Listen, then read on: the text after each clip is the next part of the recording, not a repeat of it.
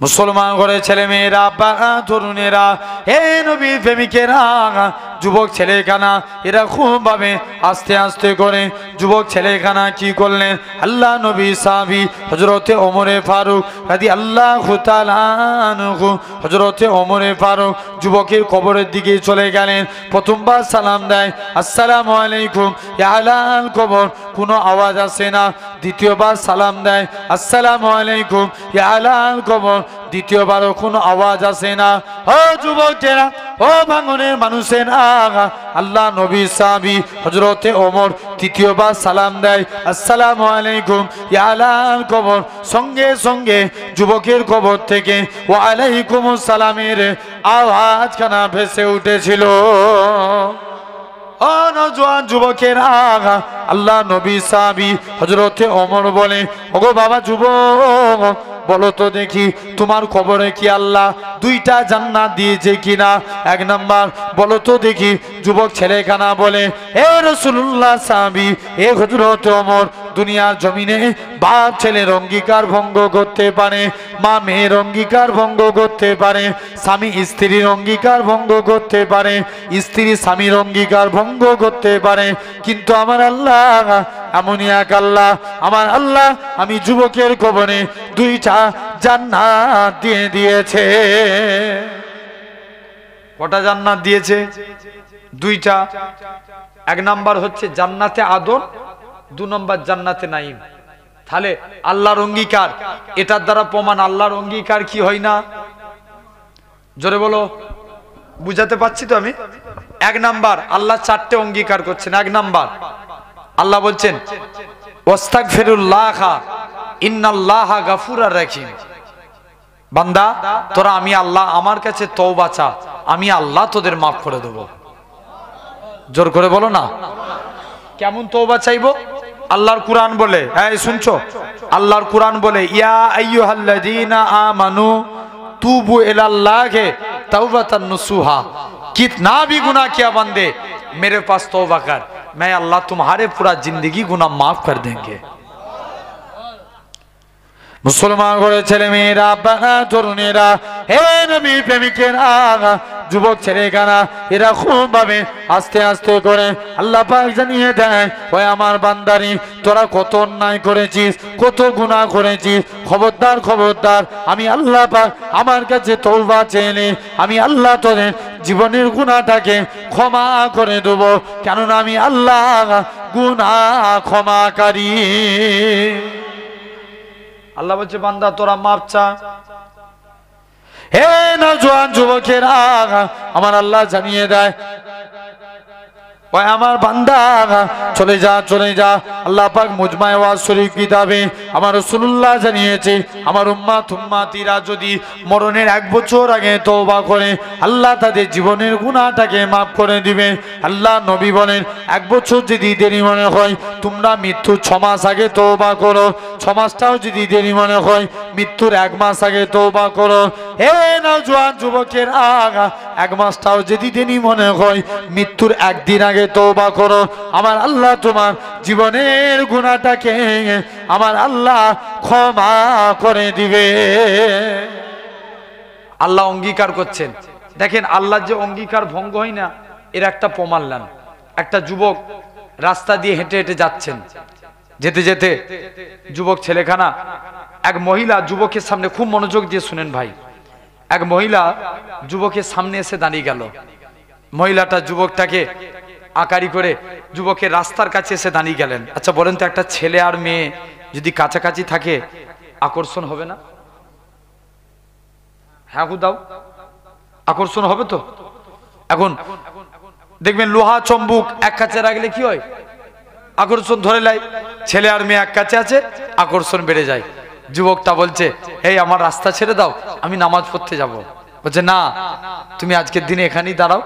যুবক ছেলেখানা আস্তে আস্তে করে এই মহিলার সামনে এসে দাঁড়িয়ে গেলেন। মহিলাটা যুবকের হাত ধরে নিজের বাড়িতে নিয়ে চলে গেলেন। খুব মনোযোগ দিয়ে শুনো, মহিলাটা যুবকটাকে আকারি করে ধরেছে। যুবকটার মনে পড়ে যায় আল্লাহর কোরআনের আয়াত, ওয়ালিমান খাফা মাকামা রাব্বিহি জান্নাতান, যারা আল্লাহকে ভয় করে আল্লাহ তাদের কবরে 2টা জান্নাত দেয়। আরো জোরে বলো। কটা জান্নাত দেয়? দুইটা। যুবক বলছে, আল্লাহ আমি এই মহিলার সামনে আল্লাহ নিজের আমলগুলোকে বরবাদ করে দেবো, উপায় কি আছে? যুবকটা বেহুশ হয়ে পড়ে গেলেন। মহিলা দেখছে আলামত ভালো নয়, যুবকটাকে বাড়ির বাইরে বার করে দিচ্ছে। ওই দেশের একজন আল্লাহওয়ালা ব্যক্তি যুবকের মুখ থেকে সমস্ত কথা শ্রবণ করলেন। শ্রবণ করে যুবকটাকে নিয়ে চলে আসলেন। যুবকটা ইন্তেকাল হয়ে গেলেন। ওমরে ফারুক বলে, চলো আল্লাহ যে অঙ্গীকার পুরা করবে এর কবরে যে দেখবো আল্লাহ এর অঙ্গীকার রেখেছে না আল্লাহ অঙ্গীকার পুরা করেছে না এর কবরে আযাব হচ্ছে। চলো যাই, আমরা সবাই মিলে যাই। মুসলমান করে ছেলে মেয়েরা, বাবা তরুণেরা, হে নবীর প্রেমিকেরা, আল্লাহ পাকের ওলি হযরত ইমামে আজম আবু হানিফা রাহমাতুল্লাহ আলাইহি হুজুর আমার মায়ের কাছ থেকে এরকম ভাবে আস্তে আস্তে করে ইমামে আজম মায়ের সামনে গরম মরুভূমির উপরে দাঁড়িয়ে যায়। মা বলে, ওগো বাবা ছেলে, এরকম ভাবে তুমি মাঝে মাঝে দাঁড়িয়ে যাও, আবার যখন ঘোড়াটা গিয়ে যায় মা তখন ছেলেখানা আবার এগিয়ে যায়। ইমামে আজম আবার পিছু পিছু যেতে লাগে। হযরতে সুফিয়ানে সাউরি বলে, ও বাবা যুবক, বাবা নোমান বিন সাবেত, বলো তো দেখি তুমি কেন মাঝে মাঝে গরম মরুভূমির উপরে দাঁড়াও, আবার মাঝে মাঝে কেন তুমি খালি পায়ে এসো? ইমামে আজম বলেছিলেন, ওগো আমার আম্মা জানে পীর, ও হযরতে সুফিয়ানে সাউরি, আমি আমার মায়ের খেদমত করেছি, আমি এই জন্য জুতো পরি না। যদি আমার মায়ের সামনে জুতো পরে ঘুরি কাল কিয়ামতের ময়দানে আমি ইমামে আজম আবু হানিফা রাহমাতুল্লাহ আলাইহি, আমি যদি আল্লাহর সামনে বেয়াদবি হিসেবে দাঁড়াই, কোন মুখ নিয়ে দাঁড়াবো? তুমি মাঝে মাঝে কেন গরম মরুভূমির উপরে তুমি দাঁড়িয়ে যেতে? ও যুবকেরা, আল্লাহ পাকের ওলি ইমামে আজম বলেছিলেন, শুনে রেখে দাও, আমি এই জন্য মাঝে মাঝে দাঁড়িয়ে যাই, কেননা আমার মাকে যাতে এরকম ভাবে আমার পিছনটা মায়ের সামনে না হয়ে যায়, কেননা কাল কিয়ামতের ময়দানে এরকম ভাবে যদি আমার আল্লাহর কাছে মুখ দেখাতে হয়, কাল কিয়ামতের ময়দানে আমি বেয়াদব হিসাবে দাঁড়িয়ে যাব। এই জন্য আমি পায়ে ফোসকা পরে পড়ো আমি আমার মায়ের সামনে দাঁড়িয়ে যাই। ও যুবকেরা, ইমামে আজমের মা হুজুরের দোয়া করে ইমামে আজমের আম্মা আল্লাহর কাছে শুধু আমিন আমিন করতে লাগে। এমন সময়তে দেখতে পাওয়া যায় ইমামে আজমের আম্মা আমিন আমিন করে, আল্লাহ পাক তুমি আমার ছেলেকে বড় ইমাম বানিয়ে দাও। সিরেফ মায়ের দোয়া পেয়েছে, তাহলে পিতা মাতার খেদমত করব, বলি ইনশাআল্লাহ। জেনে রেখে দেন, তোমার মাইকে খুব কষ্ট দিচ্ছে, কিন্তু গলা একটু হালকা সরু করো, টান মারছি কষ্ট লাগছে, এরম হচ্ছে কেন? ভাঙড়ের মাইক তো ভালো সব। আমার ভাইয়েরা, আব্বারা, তরুণেরা, আল্লাহ কবুল করে নেন। আজকে এই জায়গায় আপনি আমি বসেছি, তাহলে খুব চিন্তা করে দেখব। দেখেন, আচ্ছা বলেন তো, এখন সমাজে চোর কমেছে না বেড়েছে? জোরে বলো, জোরে বলো। বেড়েছে না? চোর দুই প্রকার, একটা স্বভাবে চোর আর একটা কি অভাবে চোর। দেখবেন অনেকে আছে স্বভাবে চুরি করে, আবার অনেকে কি করে অভাবে চুরি করে। অভাবে যারা চুরি করে এদেরকে তো আমরা জানি এরা পেটের দায়ে চুরি করে, কিন্তু অনেক মানুষ আছে স্বভাবে চুরি করে। মনে করেন আপনি ডাক্তারখানায় গেছেন, 150টা রুগী দেখছে, ডাক্তার বলে আগে 500 টাকা দে, তবে তোর নামে আমি আজকের দিনে তোর নামটা 50-এ করে দেবো। কি করা হলো? জোরে বলো। চুরি করা হলো নি? মনে করেন আপনি গরিব মানুষ, আপনার নামে একটা ঘর বেরিয়েছে, বলে আগে 20,000 দে, তবে তোর নামে ঘর লিখবো। ভুল বলছি না ঠিক বলছি? হচ্ছে না? তাহলে জেনে রেখে দেন আমার ভাইয়েরা, আব্বারা, তরুণেরা, আল্লাহ আমাদের কবুল করে নেন। এই জায়গায় আপনি আমি বসেছি, তাহলে খুব মনোযোগ দিয়ে বুঝবো।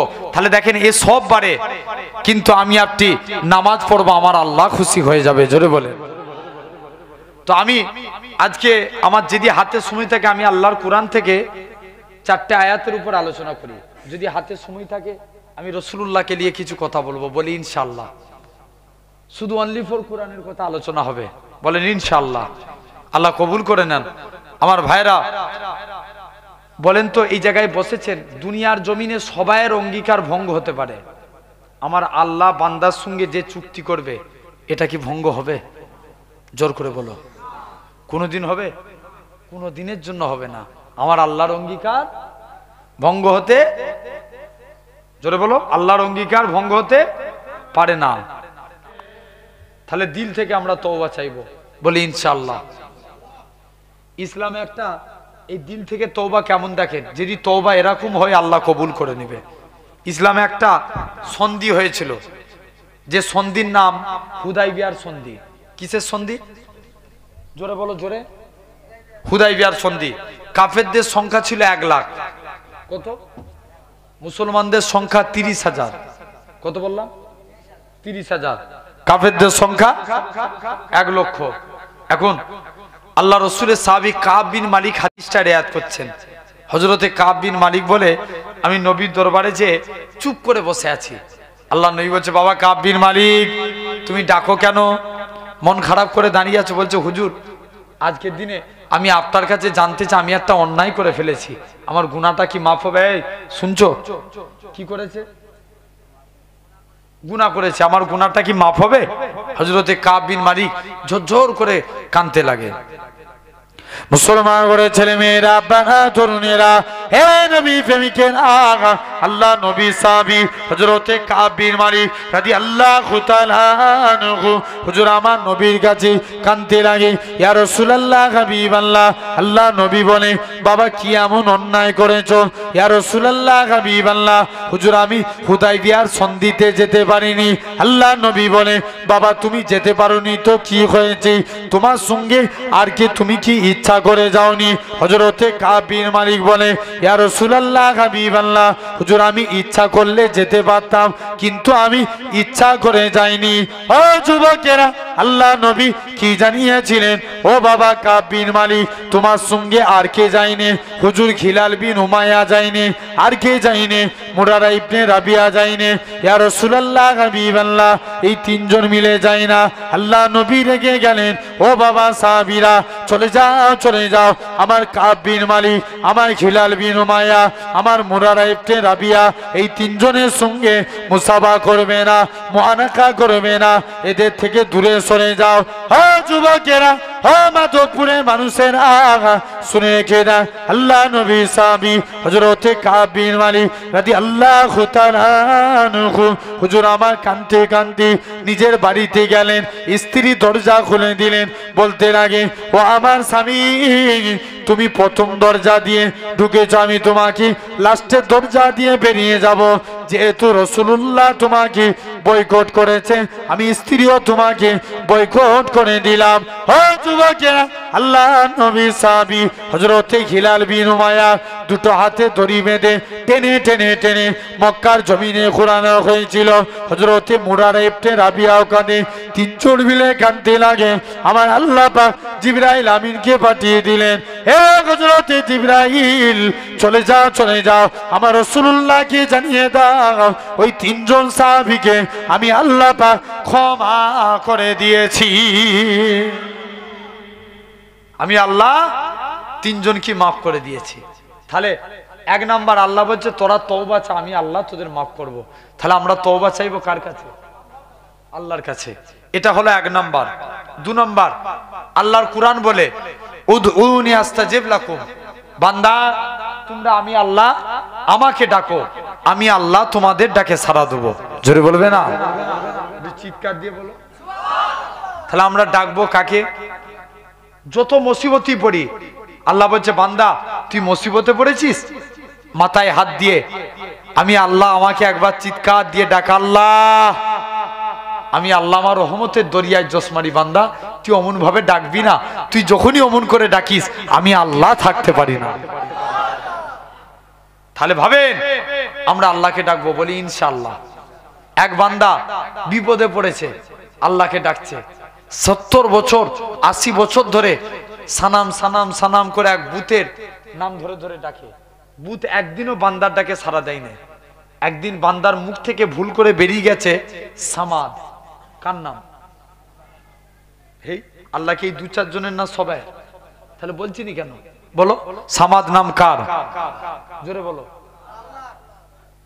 আল্লাহ বলছে তোরা একবার ডাক, আমি আল্লাহ তোদের ডাকে 10 বার সাড়া দেবো। জোরে বলো। তাহলে আল্লাহকে ডাকবো তো। সামাদ নাম কার? আল্লাহর। আল্লাহ ডাক দিবে, বান্দা যা। কি হয়েছে? বান্দা চিন্তা করছে, আমি 70 বছর 80 বছর ধরে সানাম সানাম করে ডাকলাম, বুত একদিনও আমার ডাকে সাড়া দিলুনি, এই সামাদটাকে। বান্দা ইমানের কালমা পড়ে মুসলমান হয়ে গেলেন। এক বান্দা জাহান্নামের ভিতরে জ্বলছে, দাউ দাউ করে জ্বলছে আগুনে, আল্লাহর নাম ধরে ধরে ডাকে, ইয়া আল্লাহ ইয়া রহমান। কি হলো রে বান্দা, তুই ডাকিস কেন? আল্লাহ, আমি জাহান্নামের ভিতরে জ্বলছি, আমার এই মাংসপিণ্ড শরীরে আযাবে জাহান্নামের কষ্ট আল্লাহ আমি সহ্য করতে পারিনি। আল্লাহ বলছে যা, তুই আজকের দিনে চলে যা।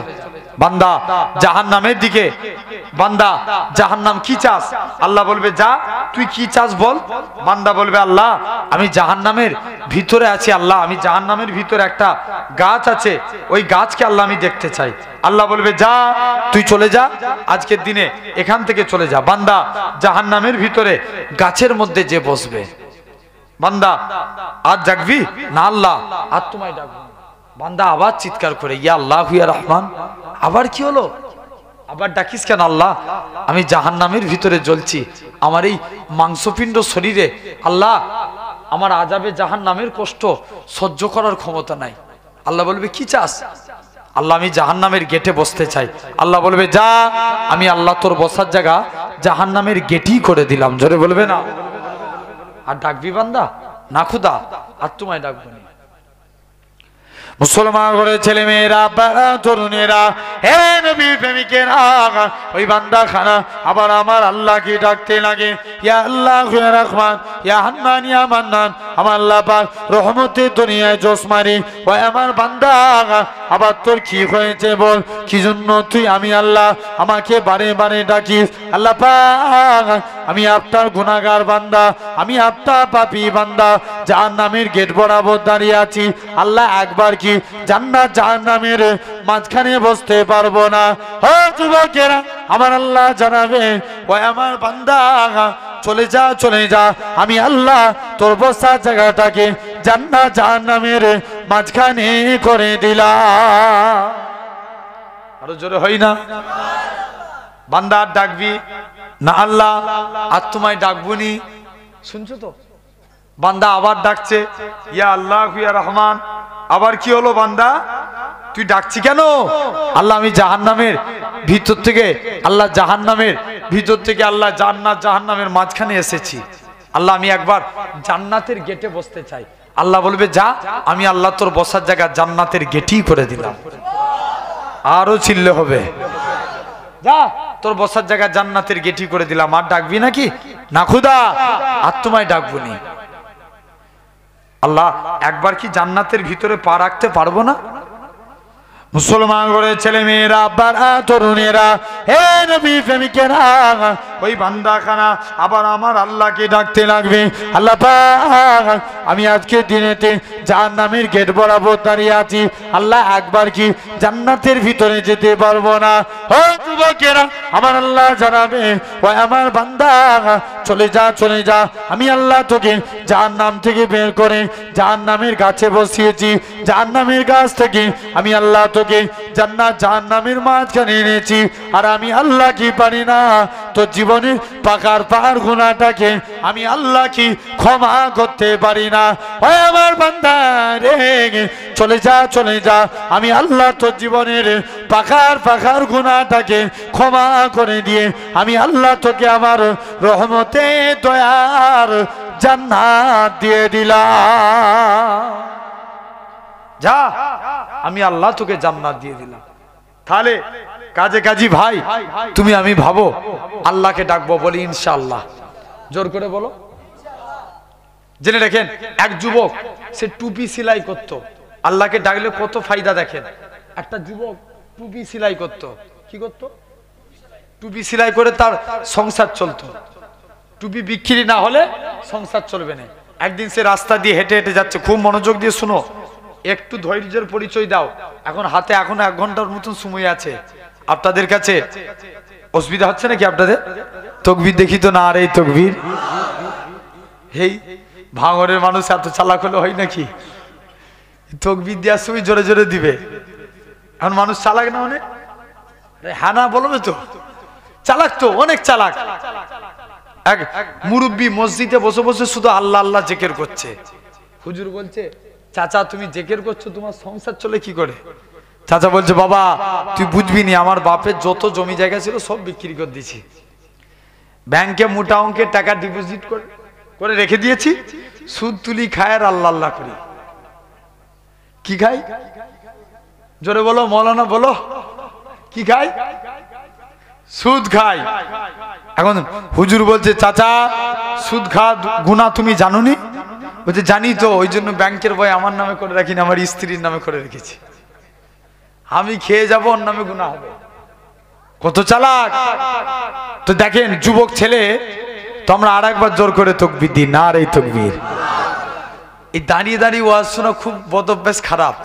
আল্লাহ নবী একদিন ওয়াজ করছে, শুনছো? কিছু যুবক ছেলে সাইডে দাঁড়িয়ে আছে, নবী নিজের চাদরটা ছুঁড়ে দিলেন, বাবা মিকদাদ আমার চাদরটা আল্লাহ জমিনায় বিছিয়ে দাও, বিছিয়ে দিয়ে বসে বসে ওয়াজ শোনো। জোরে বলবে না? তাহলে এই হাদিস দ্বারা প্রমাণ, দাঁড়িয়ে দাঁড়িয়ে ওয়াজ শোনা সুন্নত না বসে বসে? তাহলে তোরা দাঁড়িয়ে থাকবি? দেখেছো? এই সাদা গেঞ্জি, তুই এইদিকে আয় আগে। জেনে রেখে দেন, আলহামদুলিল্লাহ শুধু এখানে বলে নয়, আল্লাহ শকর, অনেক যুবক ছেলেরা অনেক ভালোবাসে। তো আমি আপনাদের কাছে জানিয়ে দিয়ে যাই ভাই, তাহলে আমরা তো বান্দা টুপি সেলাই করতো, টুপি বিক্রি হলে তবে কি চলবে? সংসার চলবে। একদিন ওই দেশের এক রানীমা ছিল, খুব অসৎ প্রকৃতির। মনোযোগ দিয়ে শুনো, আমি আবারও বলছি, একটা আরোহিত 35 মিনিট কি 40 মিনিট আল্লাহর জন্য আমরা মনটা দিতে পারবো না? দেখবেন অনেক শতা আছে হুজুরের দিকে তাকিয়ে থাকে, মুখ হুজুরের দিকে, চোখ হুজুরের দিকে, মাইন্ড যদি অন্য জায়গায় থাকে, ওয়াজ শুনে কিছু লাভ হবে? তোমার বসা বেকার। দেখবেন আবার এরকম আছে, অনেকে বসে বসে যখন রাত 12টা পার হয়ে যায়, এই জায়গায় বসে বসে একবার 19 20 কথা বলে না, আছে না নাই? আমরা জেনে রেখে দেন, চাঙ্গা হওয়া লাগবে। তাকবীর দাও, নারে তাকবীর। এই লাল জামা, ওই দিকটা একটু, ওই বাঁশ থেকে ওই দিকে যারা বসে আছো তাকবীর দাও তো দেখি, নারে তাকবীর। এই তোমরা নয়, এই বাঁশ থেকে ওই দিকটাই যারা বসে আছেন তাকবীর দাও, নারে তাকবীর। আচ্ছা দেখি এই দিকের ভাইগুলো বাঁশ থেকে তাকবীর দাও, নারে তাকবীর। মিডিলের ভাইগুলো দাও, নারে তাকবীর। একসঙ্গে সবাই দাও, নারে তাকবীর, নারে তাকবীর। আলহামদুলিল্লাহ। তো জেনে রেখে দেন, বান্দাখানা এই মাঝে মাঝে একটু তাকবীর মারতে হয়, ঠিক কি না? নালে দেখে নিবেন, এই তাকবীর দিলে কি হয়? ইমানি জাজবিয়াত বাড়ে। জোরে বলবে না? আমার ভাইরা, যুবকেরা, তরুণেরা, আমি আসছি, আমি বলেছি রসুলকে নিয়ে আলোচনা করব, মনে আছে তো? শুধু আগে জাস্ট এটা ধরেছি, বলতে হবে। তো যুবক ছেলেখানা, রানীমা খুব অসৎ প্রকৃতির ছিল। যুবক ছেলে আস্তে আস্তে করে যাচ্ছে, রানীমার কিছু যারা চাকরানি থাকে তারা যুবককে তুলে নিয়ে রানীমার কাছে নিয়ে চলে গেছে। রানীমা বলছে, যুবক তোকে টুপি বিক্রি করতে হবে না, তুই আমার কাছে থাক, আমার কথা মতো চল, আমি তোকে এর বিনিময়ে অনেক অনেক তোকে পুরস্কার করব। যুবক বলছে, না, এসব মানা যাবে না, যাও।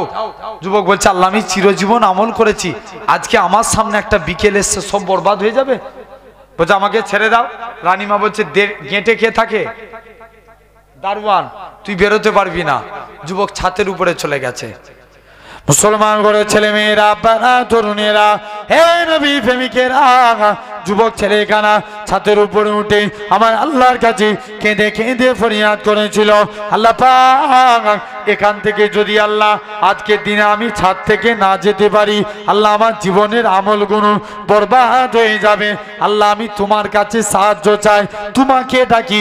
আমার আলোচনা ছিল, আল্লাহ বলে তোরা আমাকে ডাক, আমি আল্লাহ তোদের ডাকে সাড়া দেবো। আল্লাহ তুমি আমাকে ছাদ থেকে নামিয়ে দাও। যুবক ছেলে এখানা, আল্লাহ যদি তুমি না নামাও আমি ছাদ থেকে লাফ মারবো। ও যুবকেরা, ও নবীর প্রেমিকেরা, যুবক ছেলে কানা ঝরঝর করে কাঁদতে লাগে। আমার আল্লাহ পাক জিবরাইল আমিনকে পাঠিয়ে দেয়, হে হযরতে জিবরাইল, চলে যাও চলে যাও, আমার যুবক ছেলেটাকে সহি সালামতে জমিনায় নামিয়ে দাও। সাহায্য চাইলো কার কাছে?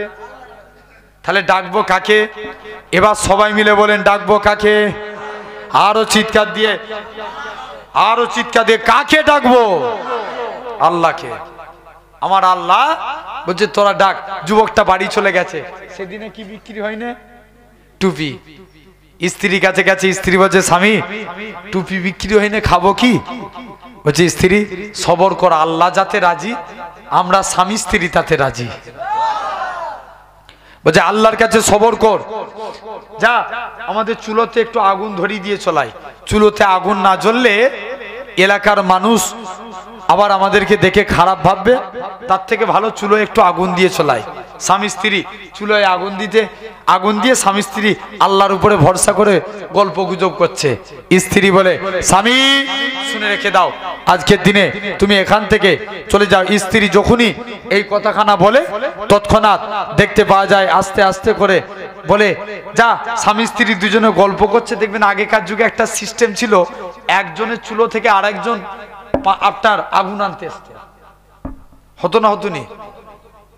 তুমি দেখেছো আগেকার যুগে? দেখেছো? আচ্ছা, ও দেখেছে।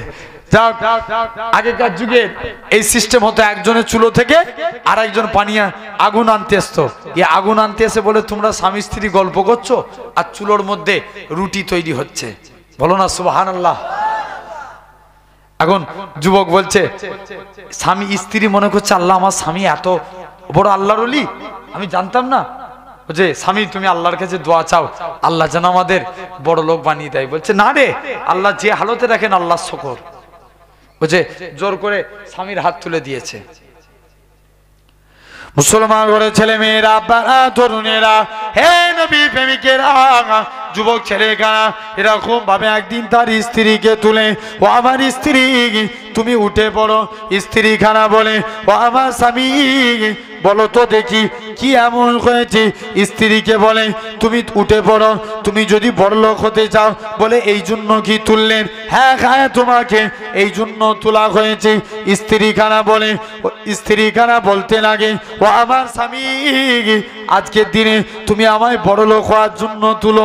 শুনে রেখে দাও, কাল কিয়ামতের ময়দানে আমি বড়লোক হতে চাই না।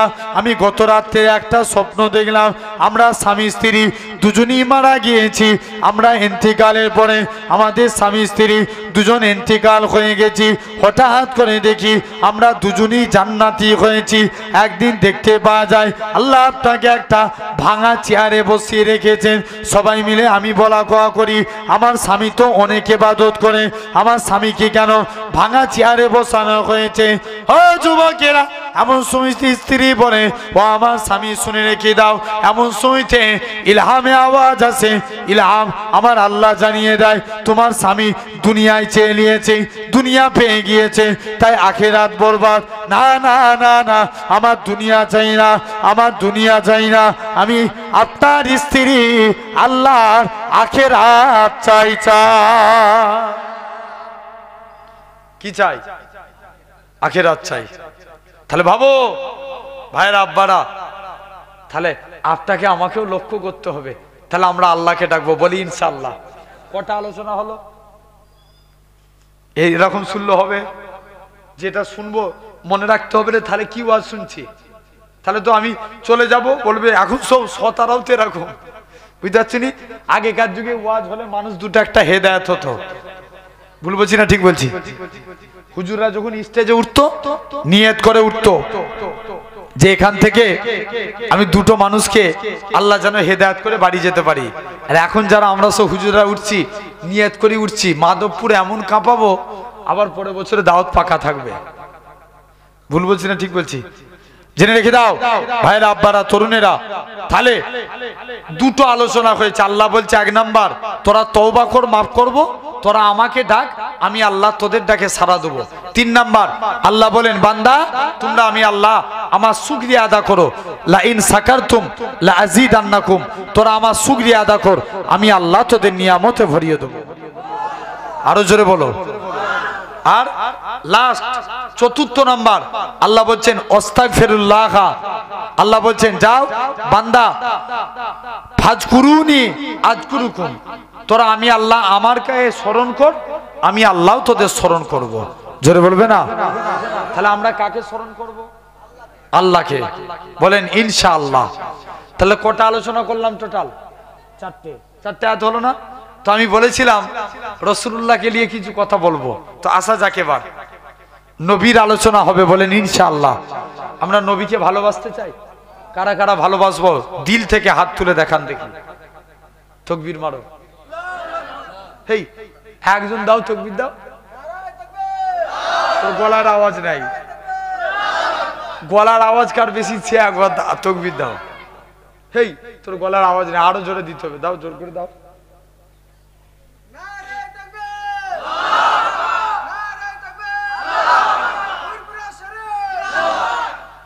আচ্ছা বলুন, কেউ যদি নবীর বিরুদ্ধে কথা বলে তাদের বিরুদ্ধে এক হয়ে আন্দোলন করার দরকার আছে না নাই? জোর করে বলো, আছে না নাই? জেনে রেখে দেন আমার ভাইরা, আসেন নবীকে মানবো। বলি ইনশাআল্লাহ। আমি একটা করে আপনাদের কাছে তথ্য দিয়ে যাই। আমরা দিল থেকে নবীকে ভালোবাসি না?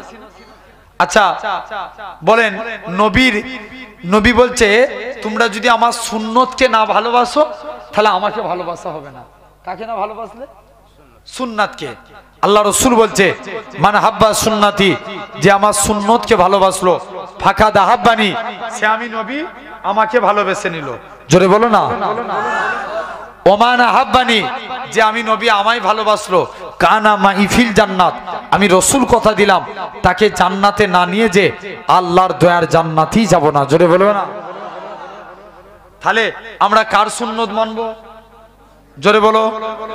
মানবো তো? আচ্ছা দিনে একটা মানলে বছরে কটা মানা হবে?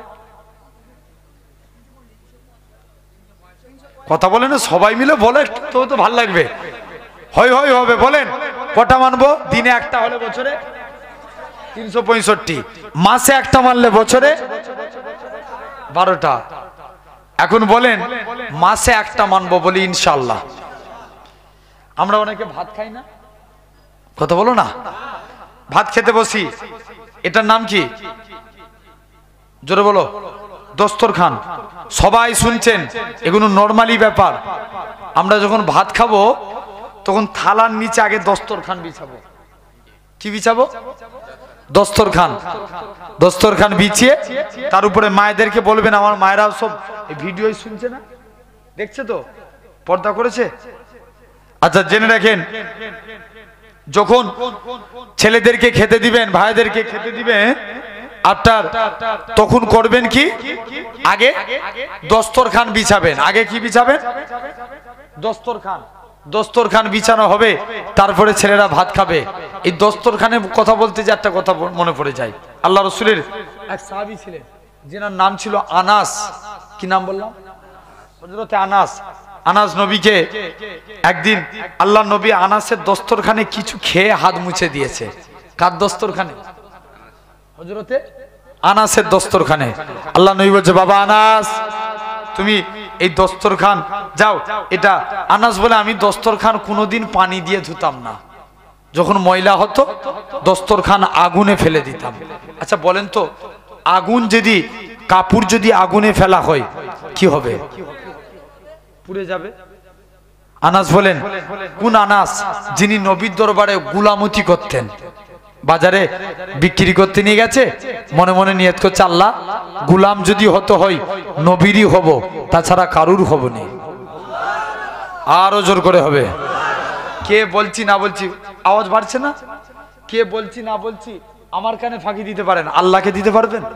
যদি আল্লাহকে না দিতে পারেন জোর করে বলেন সুবহানাল্লাহ। হযরতে আনাস চলে গেছে নবীর কাছে, যে বলছে হুজুর যাই। নবীর দরবারে নিয়ত করেছিল, নবীর দরবারেই পৌঁছে গেলেন। আল্লাহ নবী কিনে নিয়ে গেলেন। বাবা আনাস কি চাও? বলছে হুজুর বিয়াদবি মাফ করেন, আমি আনাসের মনের ইচ্ছা হুজুর যাই, আমি কিচ্ছু চাই না, শুধু আপনার খেদমত করতে চাই। জোরে বলবে না? আল্লাহ নবী বলছে আনাস যাও, তুমি বাড়ি চলে যাও। কি চাও বলো না, বড় হয়েছে এত খেদমত করেছো। বলছে হুজুর চাইবো নি। কেন? আমার মা মানা করেছে। যাও মায়ের কাছে যা। দৌড়ে দৌড়ে মায়ের কাছে গেছে। মা নবী চাইতে বলছে, নবীর কাই দিয়ে কি চাইবো? মা বলে বাবা চাইতে যদি হয় মুস্তফা নবীর কাই দিয়ে আল্লাহ জান্নাতে ডান দিকে জায়গাটা আছে। আরো জোরে হয় না? মা ডান দিক না পেলে বাম দিকটা নিবি। আল্লাহ নবী সাহাবী হযরতে আনাস রাদিয়াল্লাহু তাআলা আনহু হুজুর আমার নবীর কাছে যায়। আসসালাতু ওয়াসসালামু আলাইকা ইয়া রাসূলুল্লাহ হাবিবাল্লাহ। হে যুবকেরা, আল্লাহ নবী সালামের উত্তরখানা দিলেন। ওগো বাবা আনাস বলো তো দেখি কি জন্য তুমি সালাম দাও? হযরতে আনাস বলে ইয়া রাসূলুল্লাহ হাবিবাল্লাহ, আমি আনাসের মনের ইচ্ছা, আমি আনাসের মনের তামান্না, আল্লাহ জান্নাতে আপনার ডান দিকে জায়গাটা চাই। আল্লাহ নবী বলে ও বাবা আনাস এটা দেয়া যাবে না, অন্য কিছু চাও। হুজুর বাম দিকটা দেন, এটাও দেয়া যাবে না, অন্য কিছু চাও। হযরতে আনাস রাদিয়াল্লাহু তাআলা আনহু হুজুর আবার মায়ের কাছে যায়। ও জনম দুঃখী মা, মা গো নবীর কাছে গিয়েছিলাম মা, ডান দিক চাইলাম এটা তো পেলাম না, বাম দিক চাইলাম এটা তো পেলাম না মা, নবীর কাই দিয়ে কি চাইব? মা বলে বাবা চাইতে যদি হয় মুস্তফা নবীর কাই দিয়ে আল্লাহ জান্নাতে সামনের দিকে জায়গাটা চাইলাম। হযরতে আনাস আবার মায়ের কাছ থেকে আল্লাহ নবীর কাছে যায়। ইয়া রাসূলুল্লাহ হাবিবাল্লাহ, হুজুর ডান দিক চাইলাম এটা তো পেলাম না, বাম দিক চাইলাম এটা তো পেলাম না, আল্লাহ জান্নাতে আপনার সামনের দিকে জায়গাটা চায়। হযরতে আনাস বলে ইয়া রাসূলুল্লাহ হাবিবাল্লাহ, আল্লাহ জান্নাতে আপনার সামনের দিকে জায়গাটা চায়। ও যুবকেরা, আল্লাহ নবী কি জানিয়েছিলেন? ওগো বাবা আনাস মনে কষ্ট লিওনি বাবা, মনে দুঃখ লিওনি, আমি রাসূলুল্লাহ জানিয়ে দিলাম আল্লাহ জান্নাতে সামনের দিকে জায়গাটা আমি নবী তোমার জন্য রেখে দিয়েছি। কোন দিকটা? সেই আনাস নবী কি করেছিল? দস্তরখানে হাত মুছেছিল। আনাস বলেন আমি দস্তরখান কোনোদিন পানি দিয়ে ধুতাম না, আগুনে ফেলে দিতাম, দস্তরখান পরিষ্কার।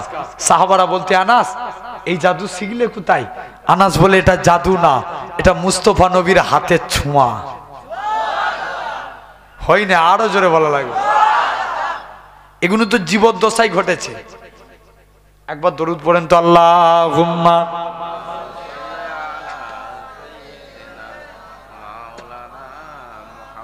এই পানিটা ভালো তো। আল্লাহুম্মা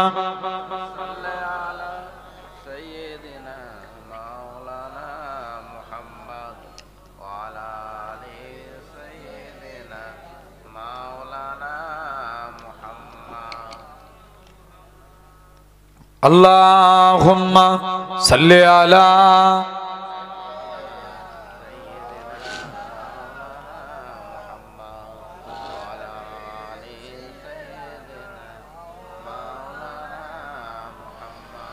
हुस्न का कमाल देखिए, आमीना का लाल देखिए। जोरे बोलो ना सुभान अल्लाह। अरे एक जोरे है ना। हुस्न का कमाल देखिए, आमीना का लाल देखिए, हुस्न का कमाल देखिए, आमीना का लाल देखिए। जब हुस्न था उनका जलवानुमा, अनबारी का आलम क्या होगा, हर कोई फिदा है बिन देखे, दीदारी का आलम क्या होगा। एक सिंते अली एक सिंते उमर सिद्दीक को इधर उस्मान उधर सिद्दीक को इधर उस्मान उधर इन जगमग जगमग तारों में सरकारी का आलम क्या होगा जिस वक्त खलीमा की गोदी अनबारे खुदा से रोशन थी उस वक्त हलीमा दाई के घर बारी का आलम क्या होगा हुस्न का कमाल देखिए आमीना का लाल देखिए आरो जोरे होवे हुस्न का कमाल देखिए आमीना का लाल देखिए इसको क्या क्या जानते भी हो इसको क्या क्या जानते भी हो हजरते बिलाल देखिए हजरते बिलाल देखिए हुस्न का कमाल देखिए आमीना का लाल देखिए अल्लाहुम्मा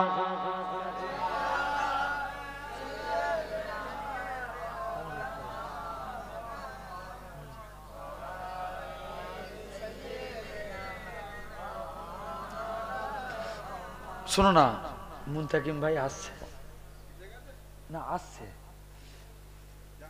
আরে কি বলবে কি বলো কি বলছো যাচ্ছে এখানে আলহামদুলিল্লাহ তো জেনে রেখে দেন তাহলে একটা সুন্নাত বললাম কটা জোরে বলো একটা দুই নাম্বার জেনে রাখেন আমরা অনেকে এই শুনছো আবার মনোযোগ দেন ওয়াজের দিকে আমরা অনেকে স্যুট পরি কি পরি স্যুট আজকের পর থেকে একটা নিয়মে পড়বো যখন স্যুট পরবো তখন আগে ডান পাটা ধুবো কোন পা জোরে বলো যুবকগুলো পড়তে পারবো না আমরা যখন স্যুট পরবো আগে কোন পা ডান পা পাঞ্জাবি পরছেন ডান হাত গেঞ্জি পরছেন ডান হাত কাউকে কিছু দিচ্ছেন ডান হাত কারু কাইদে কিছু নিচ্ছেন ডান হাত এই ডান ডান ডান কিয়ামতের দিন আল্লাহ ডাক দিবে তোমরা যারা ডানপন্থী আছো এগিয়ে এসো বান্দা জিজ্ঞেস করবে কেন আল্লাহ আল্লাহ বলবে যা আমার নবী ডান সাইডকে ভালোবাসতো তোরা আমার নবীর সুন্নত মেনেছিস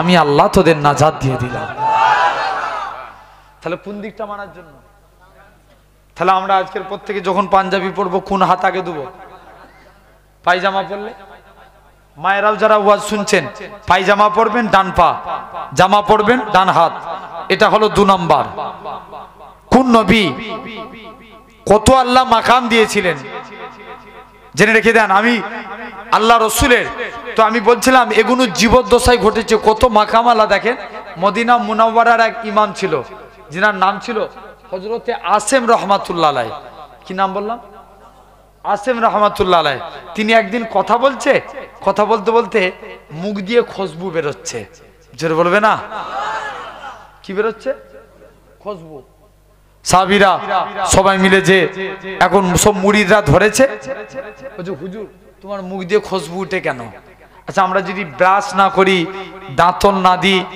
আমাদের মুখ দিয়ে কি উঠবে গন্ধ বেরোবে হযরতে আসেম রহমাতুল্লাহ আলাইহি মুরিদরা ধরেছে বলছে বলতেই হবে তোমার মুখ দিয়ে খুশবু উঠে কেন মুসলমান করে ছেলে মেয়েরা বাবা তরুণেরা হে নবীর প্রেমিকেরা হযরতে আসেম রহমাতুল্লাহ আলাইহি হুজুর আমার কি জানিয়েছিলেন হযরতে আসেম বলেন ওগো বাবা মুরিদ একদিন আমি আসেম আমার বাড়িতে ঘুমিয়ে আছি হঠাৎ করে দেখি আল্লাহ নবী দিন দুনিয়া বাদশা হাবিবুল্লাহকে জনাবে মুহাম্মাদুর রাসূলুল্লাহ সাল্লাল্লাহু আলাইহি সাল্লাম আমার বাড়িতে চলে আসলেন সাথে মধ্যে হযরতে আবু বকর ওমর আসলেন ও যুবকেরা আল্লাহ নবীর আমি ঘুম থেকে মনে মনে করি আমি স্বপ্ন দেখি আল্লাহ নবী তাজিমে দাঁড়িয়ে গেলাম আল্লাহ নবী বলে বাবা আসেম তুমি আমি নবী আমাকে একটু কোরআন পড়ে শোনাও আমি আল্লাহ নবী তাজিমে দাঁড়িয়ে দাঁড়িয়ে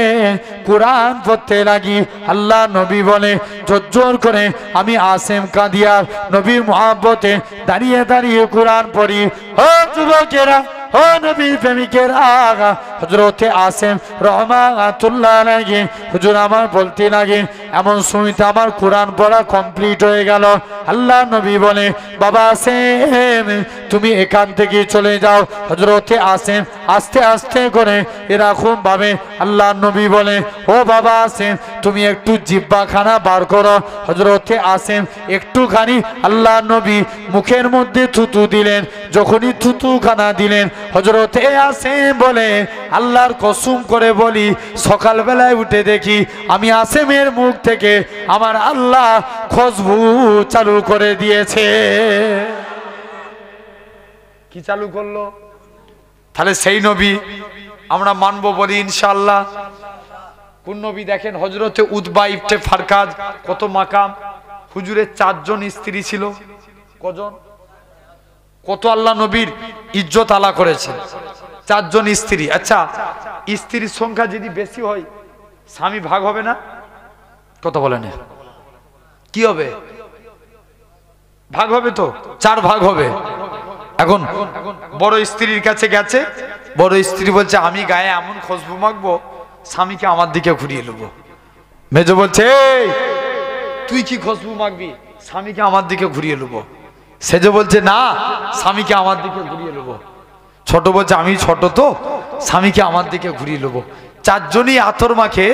যতই আতর মাখে আল্লাহ রসুলের সাহাবীর গায়ে, তিনি গায়ে কোনো খুশবু মাখে না, তার গায়ের সুগন্ধকে আল্লাহ আলা করে দেয়। এখন 4 জন স্ত্রী যে ধরেছে, শুনছো দেখতেই পাই না এদেরকে। 4 জন স্ত্রীকে যে 4 জন স্ত্রী ধরেছে, স্বামী স্বামী তোমার শরীর দিয়ে এত খুশবু বেরোয় কেন? বলো কি এমন আমল করো? মুসলমান ঘরে ছেলে মেয়েরা, আব্বারা, তরুণেরা, হে নবী প্রেমিকেরা, আল্লাহ নবী সাহাবী হযরতে উতবা ইবনে ফারকাজ বলে ও আমার স্ত্রী শুনে রেখে দাও, কোনো এক টাইমে আমি উতবা ইবনে ফারকাজ আমার গোটা শরীরখানা ফুসকা পড়ে গিয়েছিল, গোটা শরীরখানা জ্বালা জ্বালা করতেছিল। আমি উতবা ইবনে ফারকাজ আল্লাহ নবীর প্রতিটা জায়গায় গেলাম, কোনো জায়গায় গিয়ে আমার রোগ ভালো হলো না। আমি আল্লাহ নবীর দরবারে আসলাম। আল্লাহ নবী আমি উতবা ইবনে ফারকাজের শরীরে হাতখানা বলিয়ে দিলেন। আল্লাহ নবী বলে ওগো বাবা উতবা চলে যাও চলে যাও। ইয়া রাসূলুল্লাহ হাবিবাল্লাহ, ইয়া রাসূলুল্লাহ হাবিবাল্লাহ, হুজুর আমার গোটা শরীরে ফুসকা পড়ে গিয়েছে। আল্লাহ নবী কি বলেছিলেন? ও বাবা উতবা চলে যাও চলে যাও, তোমায় আর এখানে লাগবে না। হযরতে উতবার গায়ে হাতখানা বলিয়ে দিলেন। হযরতে উতবা বলে ও আমার স্ত্রী শুনে রেখে দাও, আল্লাহ নবী হাতটা লাগানোর সাথে সাথে আমি উতবা ইবনে ফারকাজের শরীর থেকে আমার আল্লাহ পাক খুশবু চালু করে দিয়েছিলেন। কার? ভিতরে ঢোক, বাইরে দাঁড়াবি না, মার খেয়ে মরে যাবি। সব ফাঁকি মারার ধান্দা। এই এই দিক উঠায়, তুই এই দিকটায় সরাই, এই দিকে আয়। আলহামদুলিল্লাহ, জেনে রেখে দেন। তাহলে সেই নবী, আচ্ছা নবী উম্মতকে বেশি ভালোবাসে না উম্মত নবীকে বেশি ভালোবাসে? জোরে বলো। ওই মাইক্রোফোনটা একবার হাতে লাও তো দেখি, এই মাইক্রোফোনটা দাও। নবী উম্মতকে বেশি ভালোবাসে না উম্মত নবীকে বেশি ভালোবাসে? নবী উম্মতকে বেশি ভালোবাসে। চালু করতে শুধু মাইক্রোফোনটা দিয়ে যাও। তাহলে আমরা দিল থেকে নবীকে ভালোবাসবো, বলেন ইনশাআল্লাহ। জোর করে বলো। তাহলে আমরা যদি দিল থেকে নবীকে মানি, নবী 4 জায়গায় উম্মতের চিন্তা করবেন। ক জায়গায়? 4 জায়গায়।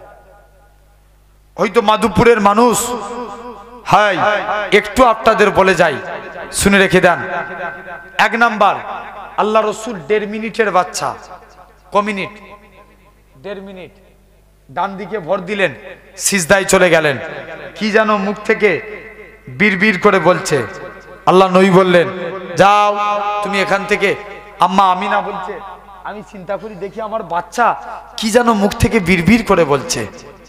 আচ্ছা বলো তো আমার ভাইয়ের আব্বারা, তরুণের, আল্লাহ সমাজে 313 জন রসুল পাঠিয়েছিলেন, কত নবী রসুল পাঠিয়েছিলেন, কোন নবীর কলেমায় আল্লাহ রসুল লিখেছেন? এই জোরে বলো না, লিখেছে?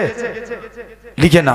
তাহলে চিন্তা করে দেখো, মুসলমান ঘরে ছেলে মেয়েরা, আব্বারা, তরুণেরা, হে নবীর প্রেমিকেরা, হযরতে এরকম ভাবে আল্লাহ পাক তামাম নবীদের এরকম ভাবে হযরতে আদম নবীকে কলেমা দিয়েছিলেন, লা ইলাহা ইল্লাল্লাহ। আদম সাফিউল্লাহ রাসূলুল্লাহ বলে না, হযরতে মুসা নবীকে কলেমা দিয়েছিলেন, লা ইলাহা ইল্লাল্লাহ। মুসা কালিমুল্লাহ রাসূলুল্লাহ বলে না, হযরতে ঈসা নবীর কলেমা, লা ইলাহা ইল্লাল্লাহ। ঈসা রুহুল্লাহ রাসূলুল্লাহ বলে না। হে নওজোয়ান যুবকেরা, আল্লাহ পাক আপনার আমার নবীর কত মাকাম খানা দিয়েছে, আপনার আমার নবীর কলেমা দিয়েছে, লা ইলাহা ইল্লাল্লাহ মুহাম্মাদুর রাসূলুল্লাহ। আরো জোরে বলো, কত কলেমা দিয়েছেন। তার আগে একবার আপনাদেরকে দরুদ পড়াবো, বলেন আল্লাহুম্মা।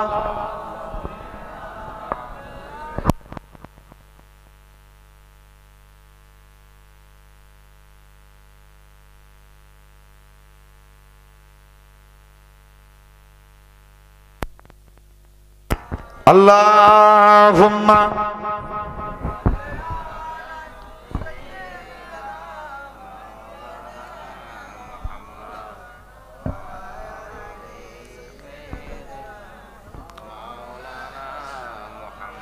মুসলমান ঘরের ছেলে মেয়েরা, আব্বারা, তরুণেরা, হে নবী প্রেমিকেরা, এরকম ভাবে আল্লাহ পাক তামাম নবীদের কত মাকাম খানা দিয়েছে। দেখেন এরকম ভাবে আমার আল্লাহ পাক জানিয়েছিলেন, এরকম ভাবে কুরআন শরীফ তন্ন তন্ন করে দেখেন আল্লাহ তামাম নবীদের নাম ধরে ধরে ডেকেছে। হযরতে মুসা নবীকে ইয়া মুসা বলে ডেকেছে, সুলাইমান নবীকে সুলাইমান নবী বলে ডেকেছে, দাউদ নবীকে দাউদ নবী বলে ডেকেছে। আল্লাহ আপনার আমার নবীর নাম ধরে ডাকে না, আপনার আমার নবীকে ইয়াসিন, তোহা, মুজাম্মিল, মুদ্দাসির বলে ডেকেছে। এ নওজোয়ান যুবকেরা, আম্মা জান আমি না বলতে লাগে, আমার 1.5 মিনিটের বাচ্চা কি জানো মুখ থেকে বিড়বিড় করে বলে, আমি না কানটা মুখের কাছে নিয়ে চলে গেলাম। আমার শিশুপুত্রের মুখ থেকে একটাই কথা বাইর হয়, ইয়া রব্বি হাবিলি ইয়া উম্মতি। তাহলে 1 নম্বর কাদের চিন্তা? জোর করে বলো, উম্মতের চিন্তা। 2 নম্বর, যখন নবীর জান কবজ হবে। আবার তুমি হাত দিচ্ছ কেন এখানে? একদম হাত দিবে না, না যাই আসো, সরাও হাত, সরাও, সরাতে বলছি না তোমাকে। 2 নম্বর জেনে রেখে দেন। নাম্বার 2, আল্লাহ রসুল যখন এরকম ভাবে দ্বিতীয়বার আল্লাহ রসুলের বুকে হাত রাখা হবে, আজরাইল জান কবজ করতে আসবে, আল্লাহ নবী বলবে, আজরাইল তুমি যেন মনে হয় ওহুদ পাহাড়টাকে আমার বুকে চাপিয়ে দিয়েছো। আজরাইল বলবি, ইয়া রাসূলুল্লাহ আপনার মতন এত আসানির সহিত, আপনার মতো এত আরামের সহিত আমি কারুর জান কবজ করিনি। আল্লাহ নবী বলছে, আজরাইল তুমি আমায় সান্ত্বনা দিচ্ছ? আজরাইল তাহলে আমার উম্মতরা কত বুড়ো হবে, কত জয়ীফ হবে, কত বাচ্চা হবে, তাদের কত কষ্ট হবে। আজরাইল যাও, আমার সারা উম্মতের কষ্ট আমি মুহাম্মদ সাল্লাল্লাহু আলাইহি ওয়াসাল্লাম আমার বুকের মধ্যে দিয়ে দাও। আরো জোরে বলেন। 2 নম্বর, আহারে 2টো আলোচনা হয়ে গেল, বাকি রইল কটা? 2টো। 3 নম্বর, কিয়ামতের দিন নবী উম্মতের চিন্তা করে। আপনার আল্লাহ রসুল 3য় নম্বর, কবর থেকে যখন নবীকে তোলা হবে উম্মতের চিন্তা করবেন। জোরে বলবেন না? কোন দিন? কবর থেকে। কবর থেকে যখন তোলা হবে দেখতে পাওয়া যাবে। বলেন তো ভাই, আজ আপনি আমি এই জায়গায় বসেছি, সোনার ভাইয়েরা, আব্বারা, তরুণেরা, আমরা লক্ষ্য করে দেখব। আচ্ছা বলুন তো, আমরা এখন দরুদ পড়ি, আমরা কি সবসময় বাঁচবো চিরজীবন? জোর করে বলো। আমরা যখন মারা যাব কে দরুদ পড়বে? আল্লাহ বলছে, যখন দুনিয়ায় একটা মানুষ থাকবে না তখন আমার ফারিস্তারা আমার মুস্তফার উপরে দরুদ পড়বে। ফারিস্তারাও মারা যাবে। আল্লাহ 4 জন বাকি রেখে, জিবরাইল, মিকাইল, ইসরাফিল, আজরাইল। কজন হলো? 4 জন। চারজন বাকি রেখে সবাই মারা যাবে। জিবরাইল মিকাইল ইসরাফিল প্রথম তিনজন মারা যাবে। আজরাইল বলবে আল্লাহ তুমি আমাকে ছেড়ে দাও না, আমি তো সবার জান কবজ করলাম। আল্লাহ বলছে আজরাইল বুকে হাত রাখ, তোকেও মরতে হবে। কে বলছে? আল্লাহ। আজরাইল বুকে হাত রাখলেন। আজরাইল জানেন তো সেই মুসা নবী জান কবজ করতে গেছে, একটুখানি বলি। আজরাইল মুসা নবীকে যে বলছে মুসা আল্লাহর হুকুম হয়েছে তোমার জান কবজ করব। মুসা বলছে আজরাইল পালা, এখন মুড নাই। কি নাই? মুড নাই।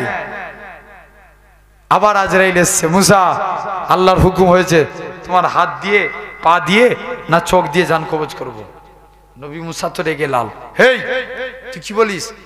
এই চোখ দিয়ে আল্লাহর নূরের তাজাল্লি দেখি, এই পা দিয়ে হেঁটে হেঁটে তুর পাহাড়ে উঠি, মুখ দিয়ে আল্লাহর সঙ্গে কালাম করি, তুই আমার পা দিয়ে মুখ দিয়ে চোখ দিয়ে জান কবজ করবি? টেনে এক চোর মেরেছে। আজরাইল ফারিস্তার ডান দিকে চোখ বেরিয়ে গেছে। আল্লাহর কাছে চোখ গুলো ধরে নিয়ে হাজির। আল্লাহ কোন মানুষের জান কবজ করতে পাঠিয়েছ? নিজেরই জান চলে যাবার খা। আল্লাহ বলছে আজরাইল যা, তোর সঙ্গে আমি আল্লাহ আরো দুজন ফেরেশতা দিলাম। মোট কজন হলো? জোরে বলো। তিনজন। মানুষের সুরাত ধরে এসে এক জায়গায়, আপনার মানুষের সুরাত ধরে এসে আপনার চুপ করে তিনজন মিলে মানুষের সুরাত ধরে এসে এক জায়গায় বসে আছে। এখন কবর খুলছে। মুসা নবী ওই রাস্তা দিয়ে হেঁটে হেঁটে যাচ্ছে।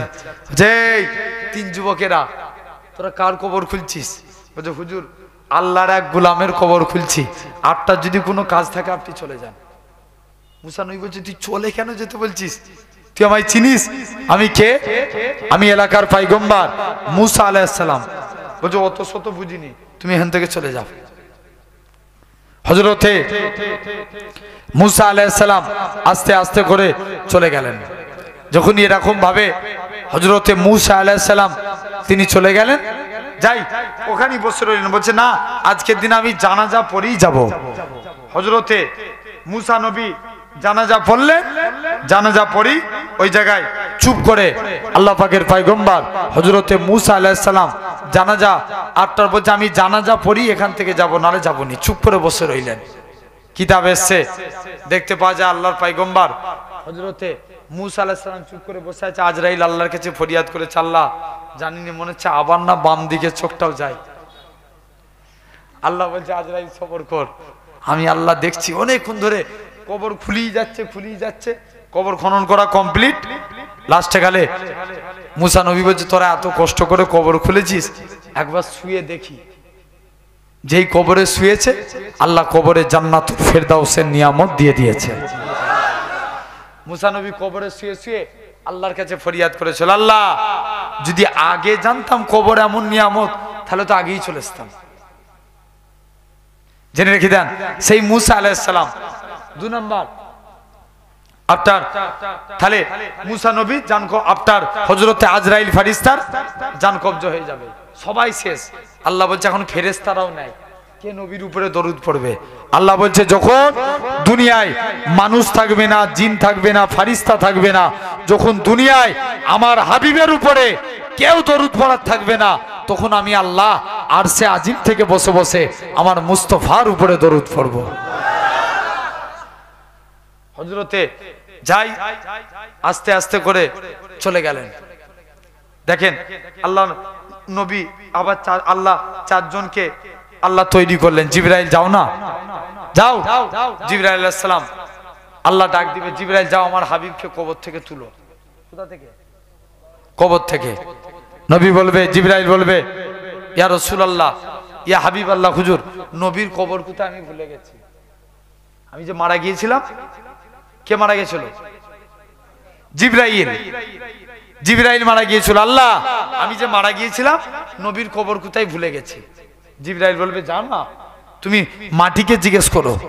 মাটিকে জিজ্ঞেস করে, মাটি নবীর কবর কোথায় বল। মাটি বলবে জিবরাইল আমিও বলতে পারবো না নবীর কবর কোথায়।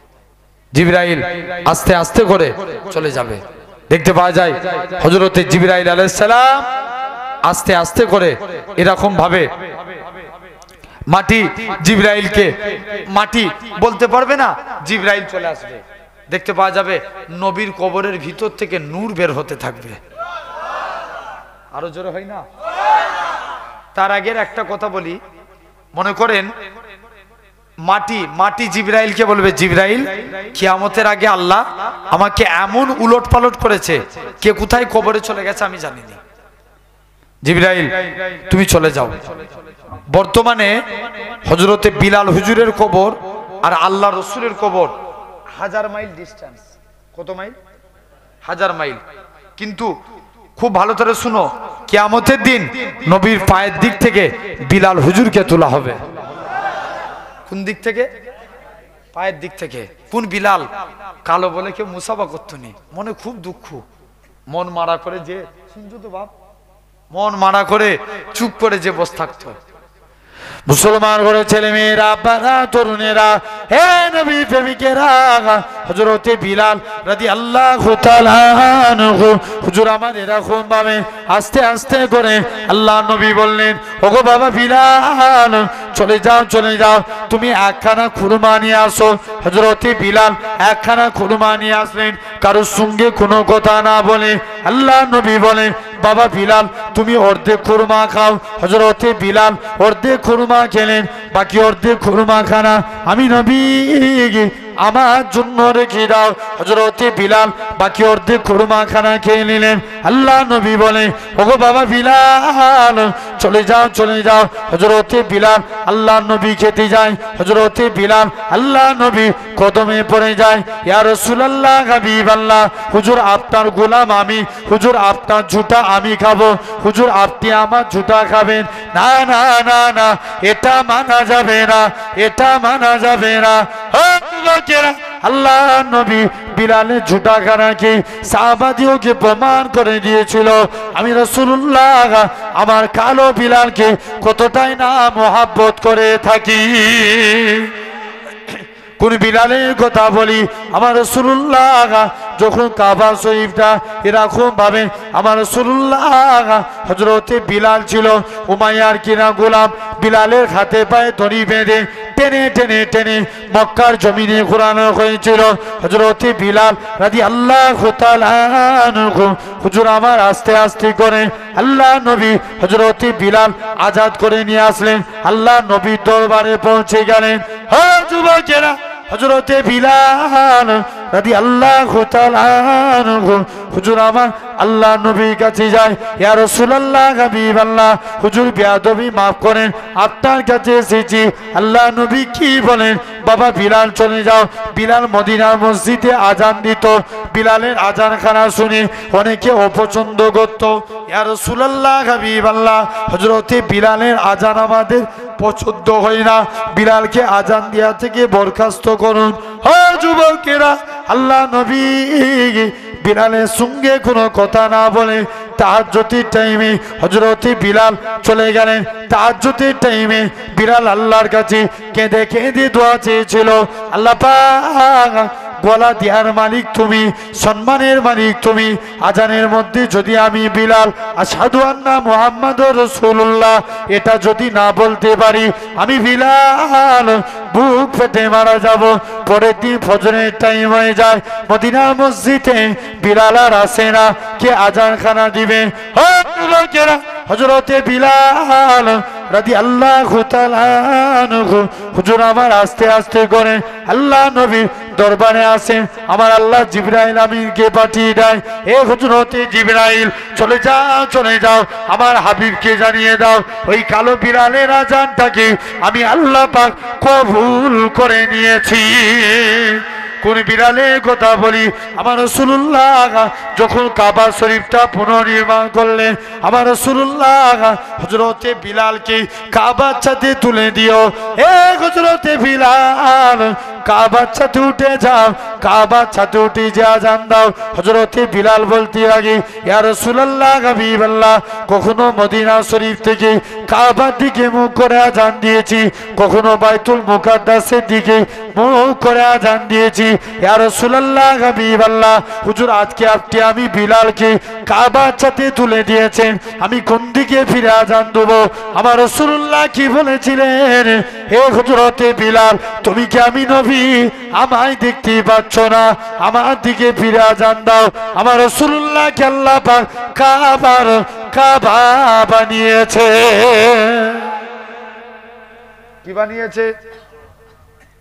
এখন হযরতে বিলাল যাই, সেই বিলালকে কোথা থেকে তোলা হবে? জোরে বলো। নবীর পায়ের দিক থেকে। বিলাল মাটি বলতে পারবে না নবীর কবর কোথায়। নবীর কবরের ভিতর থেকে নূর বের হবে। জোরে বলো, আরো চিল্লে বলো। নূর বের হবে, নূর বেরিয়ে বেরিয়ে আল্লাহর আরশে আজিমে ঠেকে যাবে। নবীকে জিবরাইল নবীকে কবর থেকে তুলবে। নবী কবর থেকে উঠি বলবে, জিবরাইল আমার উম্মাদরা কই? জোরে বলবে না? 3 নাম্বার কাদের চিন্তা? জোরে বলো, উম্মতের চিন্তা।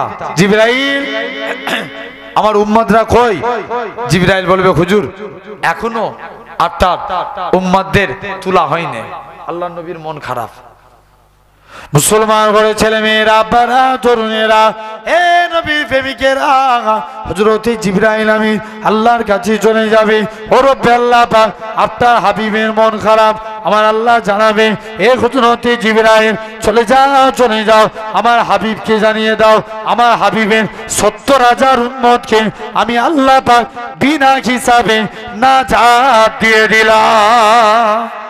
হযরতে জিবরাইল আমিন আল্লাহ নবীর কাছে আসবেন, ইয়া রাসূলুল্লাহ হাবিবাল্লাহ, আল্লাহ 70,000কে বিনা হিসাবে নাজাত দিয়েছে। আল্লাহ নবী বলবে, হে হযরতে জিবরাইল চলে যাও, চলে যাও, 70,000 কি আল্লাহ বিনা হিসাবে নাজাত দিয়েছে। জিবরাইল তুমি আল্লাহর কাছে যাও, আল্লাহকে আরেকটু বাড়াতে বলো। জিবরাইল আল্লাহর কাছে চলে যাবে। ও রব্বুল আলামিন আল্লাহ পাক, আপনার হাবিব 70,000 পেয়েছে আল্লাহ, এতে মন ভরে না। আল্লাহ জানাবে, হে হযরতে জিবরাইল চলে যাও, চলে যাও, আমার হাবিবকে জানিয়ে দাও, ওই 70,000-এর এক একজন 70,000 করে বিনা হিসাবে আল্লাহর জান্নাতি হবে। কত হাজার? এক একজন 70,000-এর এক একজন 70,000 করে, মানে 4,90,00,000 মানুষ। জোরে বলবে না? তাহলে 3টে আলোচনা হলো। লাস্ট আলোচনা করে আপনাদের থেকে আমি বিদায় নেব, জেনে রেখে দেন। লাস্ট নাম্বার আলোচনা, কিয়ামতের দিন নবী উম্মতের চিন্তা করবে। জোরে বলবে না? কোন দিন? কিয়ামতের দিন। খারাপ লাগছে আপনাদের? বিরক্ত লাগছে ভাই? হবে আলোচনা কোন? হ্যাঁ না, যদি কষ্ট না হতো শরীরে তাহলে হয়তো বলে দিতাম। একবার দরুদ শরীফ আল্লাহুম্মা। যেই জায়গায় বসলে আল্লাহ এমনি গুনাহ মাফ করে দেয়। জোরে বলেন। পারে না? পারে না? এই ক্ষমতার মালিক কে? জোরে বলেন। আল্লাহ। সর্বক্ষমতার মালিক কে? আল্লাহ। আমার আল্লাহ সব কিছু পারেন, জেনে রেখে দেন ভাই। তথাপিও আমরা এই জান্নাতের বাগানে আজকে হয়তো আমরা দেখতে পাচ্ছি এই জায়গায় ছিরাতের ফলে বসে আছি। আমার আল্লাহ চাইলে পারে আল্লাহ আপনাকে জান্নাতি সিংহাসনে বসাবে। জোরে বলেন। ক্ষমতা আছে না আল্লাহ? তাহলে সর্বপ্রথম আল্লাহ পাকের দরবারে আমরা একসঙ্গে মিলে শুকরিয়া আদা করি যে আল্লাহ এই জায়গায় বসিয়েছেন। আল্লাহর কুরআন বলে, লা ইন শাকারতুম লা আযীদান্নাকুম, বান্দা তোমরা আমি আল্লাহ আমার নিয়ামতের শুকরিয়া আদা করো, আমি আল্লাহ তোমাদের সওয়াবে ভরিয়ে দেব। জোরে বলেন। তাহলে একসঙ্গে মিলে বলি আলহামদুলিল্লাহ। ব্যাস, আল্লাহ এতটুকুই চাই। তথাপিও আজকে আমি আপনাদের কাছে কিছু বিষয় নিয়ে সংক্ষিপ্ত কিছু আলোচনা করি। আজকে এই জায়গায় বসেছেন, বলেন তো আব্বা, এখন আগের থেকে শিক্ষার হার বাড়ছে না কমছে? অনেক বাড়ছে না? আগের তুলনায় শিক্ষার হার কি হয়েছে? বেড়েছে। আচ্ছা বলুন, শিক্ষার হার বাড়ছে, বর্তমানে পিতা মাতার খিদমতের আমলের হার বাড়ছে না কমছে? হ্যাঁ, কমে যাচ্ছে। সব বাড়াতে হবে। আর মা বাপের খিদমত যদি না করি নাজাত পাবো? রসুল বলছেন, শুনছেন, আল্লাহ রসুল বলছে বান্দার মুনকার নাকির ফারিস্তা প্রথমে বান্দার মাথার দিক দিয়ে যাবে, বান্দার নামাজের আমলের জবানকে খুলে দিবে। কিসের আমল? জোরে বলো, মুখ দিয়ে কথা বলতে হবে, চুপ করে বসে থাকলে হবে না। বলো বলো বলো। নামাজের আমলের জবান খুলে যাবে, মুনকার নাকির ফারিস্তাকে মাথা দিয়ে ঢুকতে দিবে না। নিরুপায় হয়ে ডান সাইড দিয়ে আসবে, রোজার আমলের জবানকে খুলে দিবে। আপনার নিরুপায় হয়ে বাম দিক দিয়ে আসবে, আপনার দান সদকা জাকাতের আমলের জবান খুলে যাবে। লাস্টে কালে নিরুপায় হয়ে মুনকার নাকির ফারিস্তা বান্দার পায়ের দিক থেকে আসতে থাকবে, পিতা মাতার খিদমতের আমলের হার জবান বলবে, এই মুনকার নাকির ফারিস্তা এই বান্দার পায়ের দিক থেকে প্রবেশ করতে দেব না। কেননা বান্দাটা আল্লাহকে রাজি করার জন্য বাপ মায়ের খেদমত করে কাটিয়েছে। এই সুবহানাল্লাহ, এটা ভাঙর তো? হ্যাঁ, সুবহানাল্লাহ হচ্ছে ভাঙরে। জোরে বলো সুবহানাল্লাহ। তেজ দিয়ে বলতে হবে, আরো জোরে বলেন সুবহানাল্লাহ। আল্লাহ কবুল করে নেন। জেনে রেখে দেন সোনার ভাইরা, আব্বারা, তরুণেরা, তো এখন এই জায়গায় বসেছেন, ওয়াজ শোনার জিনিস না বুঝার জিনিস? বুঝার জিনিস। বুঝলে আবু বাক্কার, না বুঝলে আবু জেল। আমরা কার দলে থাকবো? আবু বাক্কারের দলে কারা? একবার হাত তুলে দেখাও দেখিনি। তকবীর দাও। না আর এই তকবীর। হে তুই হাত নামাচ্ছ কেন? তাড়াতাড়ি তুলো। না আর এই তকবীর, না আর এই তকবীর। আলহামদুলিল্লাহ। আমার সোনার ভাইরা, আব্বারা, তো এসেছি মেন জিনিস খুব বুঝবো। প্রতিটা মা বাপের খেদমতের আগে প্রতিটা বাপ মাকে আগে সন্তানদের হক মানতে হবে। কাকে? বাপ মাকে আগে সন্তানের হক মানতে হবে। হযরতে ওমর হুজুরের কাছে একটা মুরব্বী যে বলছে, হুজুর আমার ছেলে আমাকে দেখছে না। বলছে যা তোর ছেলেকে ডেকে নিয়ে আয়। হেই তুই তোর বাপকে দেখিনি, ব্যাপার কি? আল্লাহ রসুল বলছে রিদ্দু রাব্বি ফি রিদুল ওয়ালিদি ও শাক্তু রাব্বি ফি শাক্তুল ওয়ালিদি। পিতামাতার সন্তুষ্টি আল্লাহর সন্তুষ্টি, পিতামাতার অসন্তুষ্টি আল্লাহর অসন্তুষ্টি। তুই তোর মা বাপকে দেখিনি, ব্যাপার কি? বলছে হুজুর আমি কি আমার বাপকে দেখবনি? ওমরকে বলছেন আমি কি আমার বাপকে দেখবনি? আমার বাপই তো আমার একটা হক মানে নেয়। বলছে কেমন? বলছে আমি এত বড় হয়েছি, আমার বাপ আমার নাম রেখেছে কসাই। কি নাম? পাড়া ছেলেদের সঙ্গে খেলা করতে যাই, সবাই আমাকে রাগায়, আমার মনে কি দুঃখ হয়। নেক্সট আপনার দ্বিতীয় দিন আসছে, আবার এসে বলছে, যাই বুঝানোর জন্য বলছি, আমি একদিন আমাদের পীরনগর দরবারে বসে আছি, একজন মুখে মিষ্টি দিতে নিয়ে আসছে বাচ্চা ছেলের, তার নাম রেখেছে মারুতি হোসেন। কি নাম বললাম? ভালো তারা বুঝবে। মারুতি হোসেন নাম রেখেছে। আমি বলছি তুমি এই নাম কেন রাখলে? বলছে ভাইজান আমি তো প্রেগনেন্ট ছিলাম, তো মারুতি গাড়ি করে বাচ্চাকে নিয়ে যাচ্ছি, এই প্রেগনেন্ট আছি, মারুতি ভ্যানে করে যাচ্ছি, আল্লাহর হুকুম মারুতি গাড়িতেই বাচ্চা হয়ে গেছে, ওই জন্য শখ করে নাম রেখেছি। কথাই যাচ্ছে না? হিন্দু ঘরে কার্তিক মাসে ছেলে হলে কি নাম রাখে? জোরে বলো। কার্তিক। জেনে রাখেন তো ওই সিস্টেম চালু করে দিয়েছে। তাহলে সন্তানদের নাম সুন্দরভাবে নাম রাখবো, বলি ইনশাআল্লাহ। আপনি ভালো সাহাবাদের নাম অনুসারে নাম রাখেন। আপনি যদি মনে হয় যে আমি ভালো নাম জানছি না, দেখবেন এখন সুন্দর নামের একটা কিতাব আছে, শিশুদের সুন্দর নাম কিতাব আছে না? ওই নাম দেখে দেখে তোমার যেটা পছন্দ তুমি রাখতে পারো। আরে তুমি যাকে মহব্বত করো তাকে ফোন করো যে আমার একটা ছেলে হয়েছে, নাম রেখে দেন। সাহাবাদের নাম অনুসারে নাম রাখেন, আল্লাহর নবীদের নাম অনুসারে, ওলি আল্লাহদের নাম অনুসারে নাম রাখেন। আল্লাহ না করুক আল্লাহ ওই সন্তানগুলোকে তানাদের অশিলায় আল্লাহ মাফ করে দিবে। এক ছেলের আব্বা তার ছেলের নাম রেখেছে বলেন। কি নাম বললাম? বলেন। আর হুজুরের কাছে পড়তে পাঠিয়েছে। হুজুর জিজ্ঞেস করছে, হে তোর নাম কি? বলছে বলেন। ছোট বলো কি নাম? বলেন। আবার জিজ্ঞেস করছে, এই করছি তোর নাম কি?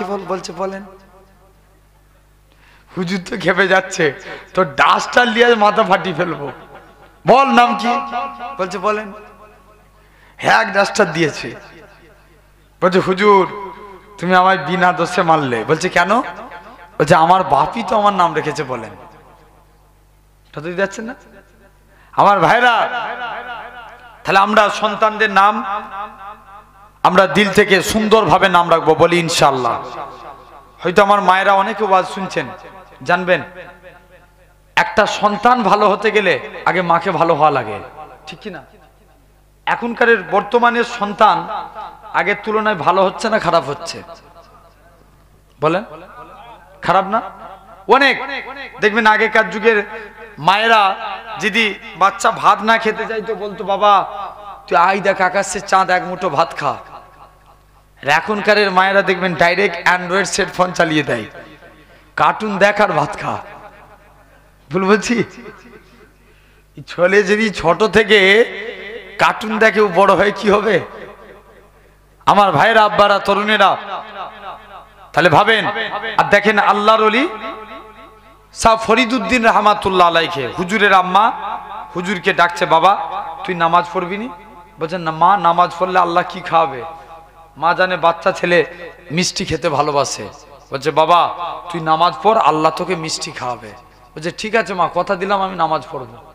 হুজুর চলে গেলেন সিজদায়। যেই নামাজ পড়তে দাঁড়িয়েছেন সিজদায় গেলেন, মা একটা চিনির পিয়ালা হুজুরের সামনে রেখে দিলেন। হুজুর নামাজ থেকে ফারেক হয়ে চিনিটা খেয়ে মাকে বলছে, মা আমার নামাজ পড়া দেখে আল্লাহ খুশি হয়ে মনে হচ্ছে আল্লাহ আমাকে চিনি পাঠিয়েছে। বলো না সুবহানাল্লাহ। কথা দিলাম মা আমি জীবনে নামাজ ছাড়বো না। আল্লাহর ওলি শরফুদ্দিন অনেক দিন মা চিনি দিয়া বন্ধ করে দিচ্ছে। বাচ্চাকে জিজ্ঞেস করছে, বাবা তুই আর চিনি খেতে পাচ্ছিস? বলছে মা যে আল্লাহ আগেও চিনি খাইয়েছিল, আমার আল্লাহ ঠিক এখনো আগের মতোই চিনি খাওয়াচ্ছে। নেক্সট 3 নাম্বার, মা বাপের হক সন্তানদের প্রতি। সন্তান যখন প্রাপ্ত বয়স্ক হবে তাদের যথা টাইমে বিবাহের বন্দোবস্ত করে দিয়ে, এটা মা বাপের হক। 4 নম্বর, রাসূল বলছে তাদের আকিকাও দিয়া মা বাপের হক। তবে মা বাপ যাই করুক, যুবক তুমি সন্তান, তুমি বাপ মায়ের খেদমত করো, আল্লাহ তোমার ইজ্জতকে বাড়িয়ে দিবে। জোরে বলবে না? হযরতে আল্লাহর দেখেন এরকম ভাবে যারা মা বাপের খেদমত করেছে আল্লাহ তাদের ইজ্জতকে আলা করেছেন। ইমামে আজম আবু হানিফা রহমাতুল্লাহ আলাইহি, নাম শুনেছেন না? কে? 4 ইমামের এক ইমাম। কোন ইমামে আজম? খুব ভালো করে বুঝবে, যিনি 150 হিজরিতে দুনিয়া এসেছিলেন, আর তার 80 হিজরিতে দুনিয়া এসেছিলেন, 150 হিজরিতে হুজুর ইন্তেকাল করলেন। এত বড় আশেকে রসুল ছিলেন। তিনি বলেন আমি জীবনে 2 রাকাত নামাজ পড়েছি। শুনছো তো? মনোযোগ দিয়ে শুনবেন। 2 রাকাত নামাজ পড়েছি, 1 পা দাঁড়িয়ে 15 পারা কোরআন শরীফ। জোরে বলবে না? কপা দাঁড়িয়ে? 1 পা, আবার অপর পা দাঁড়িয়ে 15 পারা কোরআন শরীফ। বলো না সুবহানাল্লাহ। সেই ইমামে আজম বলে আমি যখন আমরা রমজান মাসে বলেন তো 1 খতম কোরআন পড়তে গেলে আমাদের দম বেরিয়ে যায়। ভুল বলছি না ঠিক বলছি? অনেকে তো রমজান মাসে এই যে কিছুদিন পর আবার দেখেন সে রমজান কাছাকাছি চলেই আসলো, আর 3 মাস পর। জেনে রেখে দেন এই রমজান গত বছরে হাইয়েস্ট সেলসিয়াস তাপমাত্রা গেছে। তাম পৃথিবীর মানুষ সূর্যের কাছে হেরে গেছে, কিন্তু সূর্য আল্লাহ রোজাদার বান্দার কাছে হেরে গেছে। জোরে বলে। ভুল বললাম না ঠিক বললাম? দেখেন সেই রমজান মাসে তো ইমামে আজম বলে আমি তোমরা কে কেমন কোরআন মাজিদ খতম করে জানিনি, কিন্তু আমি ইমামে আজম আবু হানিফা প্রতি রমজান মাসে 61 বার করে আল্লাহর কোরআন মাজিদ খতম করতাম।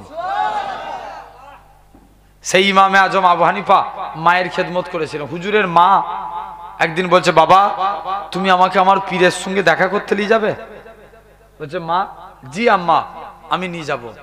হুজুরের আম্মার পীর ছিলেন হযরতে সুফিয়ানে সাউরি রাহমাতুল্লাহ আলাইহি।